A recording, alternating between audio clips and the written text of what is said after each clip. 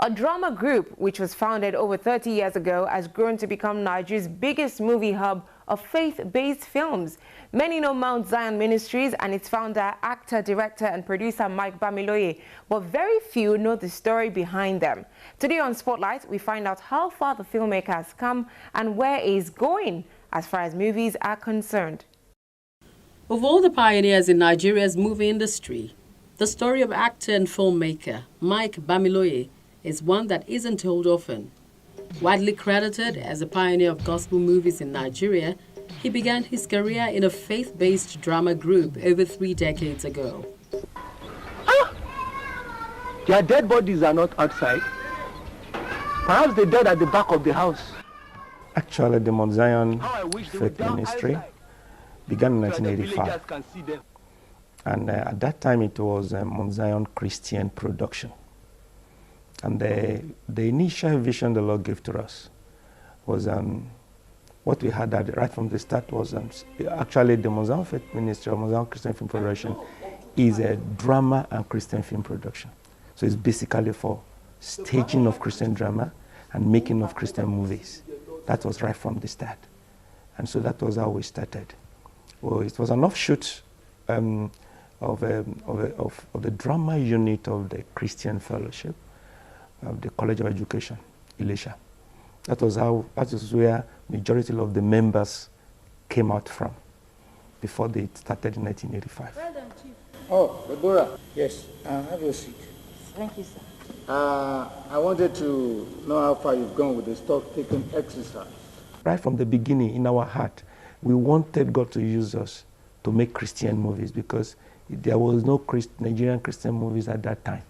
All we knew at that time was the indigenous secular movies that we knew at that time. But we were looking for something that we could bring out as an alternative to what God could use to bless the people. From Mount Zion Christian Production, there was a name change to Mount Zion Faith Ministry to signify the intent of the film and drama hub.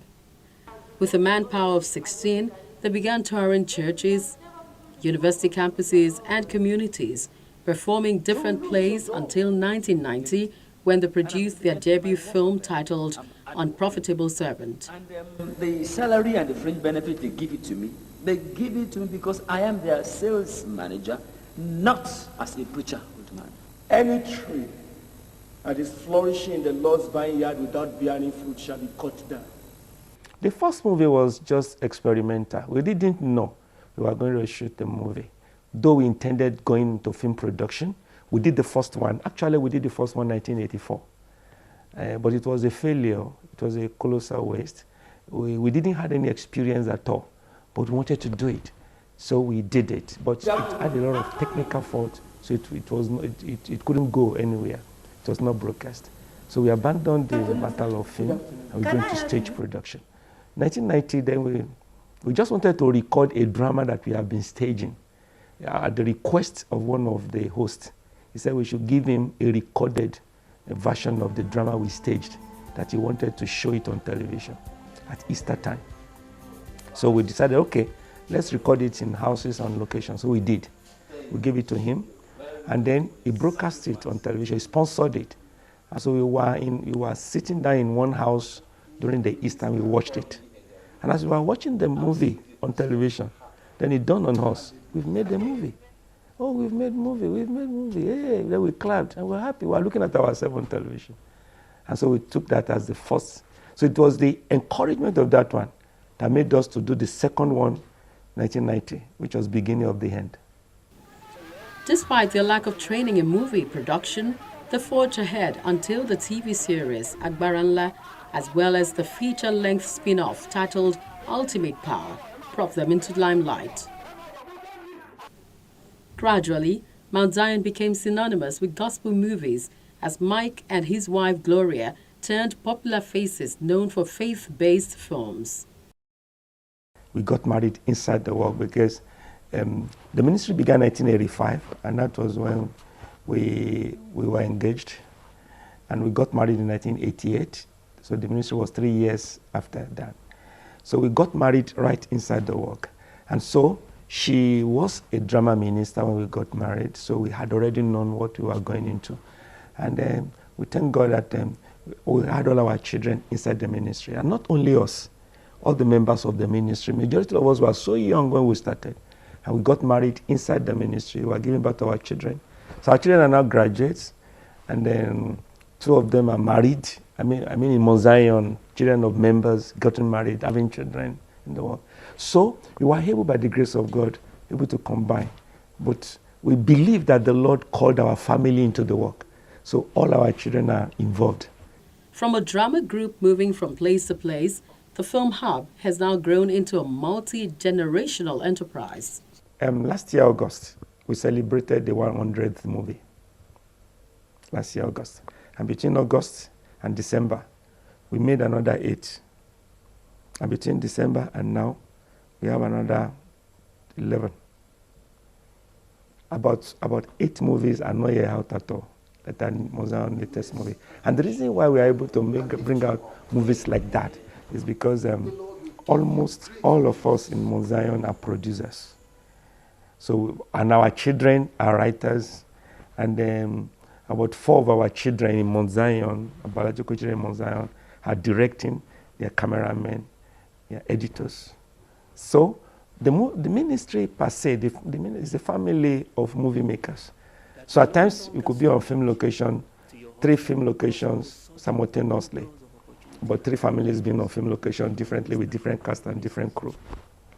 So by now we will say that, okay, a rough estimate, we'll be having about 125 movies. You support the women to support their husbands, even though you did not remember to tell them that on several occasions you had stood against the visions and programs of your husband because it ran contrary to your own schedules and itinerary. Ha!